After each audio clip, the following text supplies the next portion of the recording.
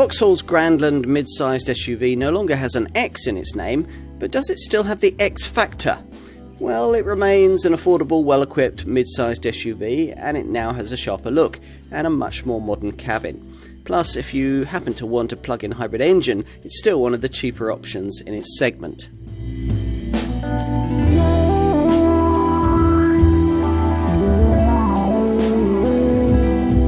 When the original version of this car, badged the Grandland X, was launched in 2017, it was quite a late entrant to the mid-sized SUV segment. Well, that's what you might think anyway. Actually, Vauxhall competed half-heartedly in this sector for nearly a decade, between 2006 and 2015, with its Korean-built Antara, which replaced the Luton-built Frontera model launched way back in 1991. Neither of these crossovers really hit the segment's sweet spot, though, and neither was helped by brittle build quality that could charitably be described as patchy. By the middle of this century's second decade, though, Vauxhall had got on board with the kind of SUV modern family buyers really wanted, launching its Super Mini-based Mocha model in 2012, and shortly afterwards entering into an agreement with Peugeot to share the engineering of two further contenders in this class, the original Grandland X model being one of them. 4 years on, it shed the X part of its badge and gained a smarter look, both inside and out, creating the car we're going to look at here.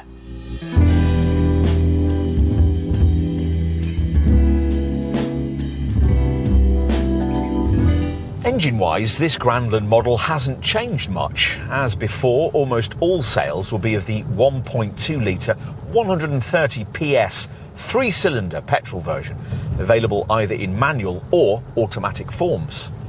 In manual form, it makes 62 miles an hour in 10.4 seconds en route to 122 miles an hour. The alternative is a 1.5-litre diesel, also with 130 PS, but only available with a manual stick shift. That manages 62 miles an hour in 12.3 seconds en route to 119 miles an hour. Vauxhall doesn't think potential buyers in this segment really need four-wheel drive, not even with the top hybrid plug-in model, which used to have it but now doesn't. As before, this PHEV variant, which is what we're trying here, uses a 1.6-litre petrol engine, but there's just one electric motor mated to it in two-wheel drive form, so the combined power output is 225 bhp. That gets you to 60 miles an hour in 8.9 seconds, and the top speed is 140 miles an hour or 84 miles an hour in all-electric drive, which lasts for up to 34 miles between battery charges. As for drive dynamics across the Grandland range, well, we'd anticipate that your expectations of a car of this kind when it comes to handling will probably be pretty modest. You'll want quite a commanding driving position, a comfortable ride, reasonable refinement, decently responsive engines, and well, that's likely to be about it. If you're after a C-segment SUV that can throw you around a bit, then this one certainly won't suit. Take a more typically relaxed approach though, and everything becomes much more satisfactory. It soaks up bumps and tarmac tears that would trouble many rivals. Plus, it's relatively quiet and easy to manoeuvre, particularly around town where the light steering that hampers you at speed becomes a boon. Sensible virtues then in a Qashqai class segment that to some extent sacrifices sense for style. Something like an Astra Sports Tourer Estate is, after all, bigger inside, lighter, more agile and much cheaper. But then you could compare any C-sector SUV contender to its family hatch originator and say the same thing. In the case of this Grandland, you'd expect that development starting point to have been an Astra. Actually, though, this car was instead created from the borrowed PSA Group EMP2 platform that also undergirds two of its closest class rivals, Peugeot's 3008 and Citroën's C5 Aircross.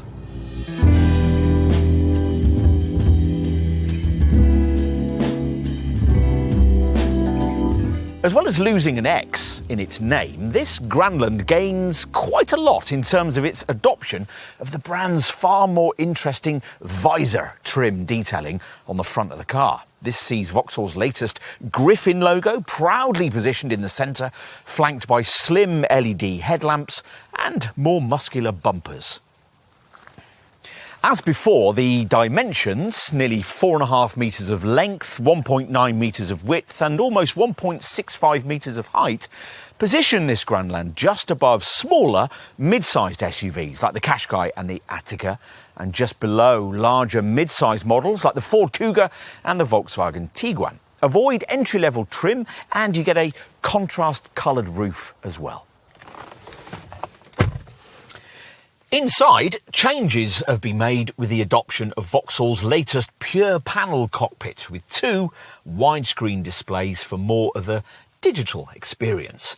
Ahead of the driver is a display of 12 inches in size, offering up essential information, while the central 10-inch display controls all infotainment via a touchscreen. As before, driver and passengers benefit from the elevated seating position typical of an SUV, which ensures good visibility in all situations. Are there issues? Well, not too many. As usual in this class, there are scratchy plastics further down the dash, if you want to go looking for them, and rearward vision is slightly compromised by blind spots created by the car's swooping roofline. So it's just as well that rear parking sensors are standard across the range.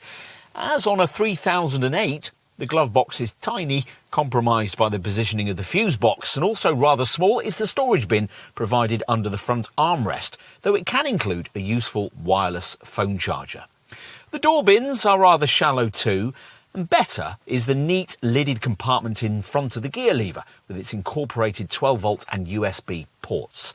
Plus there are the usual twin cup holders between the seats, the area for which incorporates a storage cubby just behind. Right, time to take a seat in the rear. Now, earlier we referenced the fact that this is one of the larger C-segment SUVs in the class. When discussing models in this segment, the magazines go on and on about the superior driving dynamics of a Seat Attica or Nissan's Qashqai, but the fact is that both those models are significantly shorter than this one, 114mm shorter in the case of the Seat, and that has to have an impact on backseat space. Sure enough, once inside, this Vauxhall feels significantly less cramped than either of those two rivals. In terms of legroom, there's space for an average-sized adult to sit behind a 6-foot driver in reasonable comfort. Seat back pockets and a USB socket are provided, as is a useful power outlet and ISOFIX mounts on both outer seating positions. Like most cars in this class, you'd really be pushing things if you wanted to try and accommodate 3 adults back here, but a reasonably low centre transmission tunnel makes that possible if need be. If there are only 2 of you and this centre armrest can be pulled down, you'll find a couple of cup holders provided. Unfortunately, there's no option to get the kind of sliding and reclining rear bench you'd find available on, say, a rival Volkswagen Tiguan. Finally, let's take a look at the boot. Now, once the tailgate raises, you're faced with a square, usable space, though it's not particularly large in this hybrid variant, just 390 litres. That's quite a bit down on the more satisfying 514-litre capacity you'd get if you were to opt for one of the conventional engines.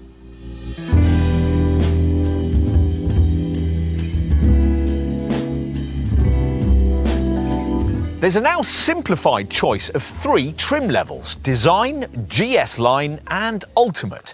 So let's get to the pricing, which is pitched in the £27,000 to £35,000 bracket for mainstream engined models. Pretty much what you'd expect these days for a family-sized Qashqai class compact crossover with cutting-edge design. Obviously, you'll pay a bit more for this PHEV variant, now only offered with 2-wheel drive, which costs from around £34,500 and is only offered with GS Line spec, which is what we have here, or Ultimate trim. Design models have a high level of specification as standard, including 17-inch alloy wheels, A 7-inch colour touchscreen, Apple CarPlay or Android Auto smartphone connectivity, and dual-zone electronic climate control. There's also a raft of safety technology, including lane departure warnings, speed sign recognition, lane assist and automatic emergency braking. This sportier GS line package features a black roof, door mirrors and wheel arches, combined with 18-inch gloss black alloy wheels, dark tinted rear windows and alloy effects skid plates. It also features LED headlights, tail lights and daytime running lights. Inside, there's Vauxhall's pure panel cockpit with twin screens, including a 10-inch colour touchscreen and a 12-inch digital instrument cluster, along with a multimedia Navi Pro satellite navigation system and an AGR-approved driver's active sport-style seat for added comfort. Top Ultimate trim adds 19-inch multi-spoke bi-colour alloy wheels, Intellilux LED pixel headlights, and body colour for the front bumper, rear bumper, wheel arches, door claddings and skid plates. Inside there's Alcantara upholstery with heated front seats and steering wheel. What about safety provision across the range? Well, as you'd expect, there's an autonomous braking system, one of those setups that detects hazards ahead and will apply the brakes if the driver doesn't react. Plus, there's driver drowsiness alert, lane departure warning with lane keep assist, traffic sign recognition and high beam assist, plus 6 airbags. Auto models with Top Ultimate trim get a degree of semi-autonomous driving tech, courtesy of a highway integration assist system, which incorporates a lane positioning assistant and adaptive cruise control. And there's all the usual passive stuff too. Every Grandland model comes with twin front, side and full-length curtain airbags, along with ISOFIX child seat mounts fitted to the 2 outer rear seats. In addition, all variants get ESP stability control and ABS brakes with emergency brake assist for panic stops that'll be advertised to following motorists by flashing the adaptive brake lights. To make sure you don't drive with a flat, there's a tyre deflation detection system, plus you get hill start assist to prevent the car from rolling backwards when pulling away on an incline.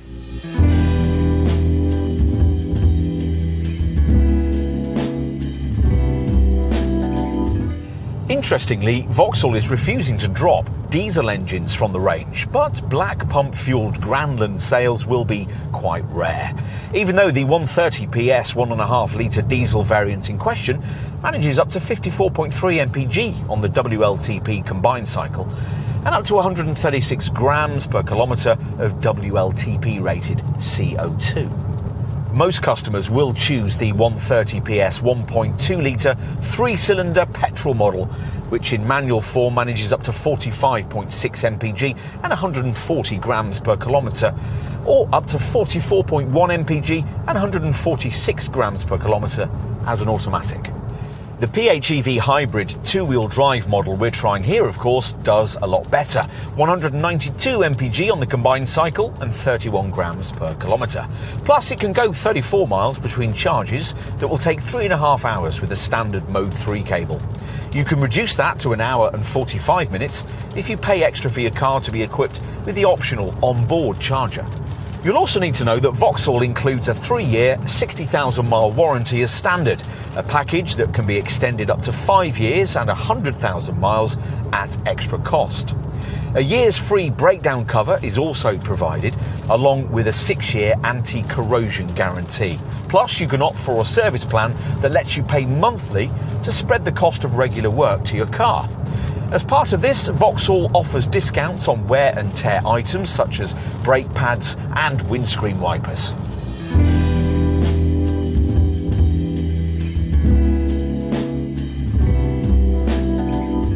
Vauxhall still hasn't brought us anything particularly new or innovative here, but it has now given itself a fighting chance of getting an important slice of sales in this vitally important, fast-growing market segment.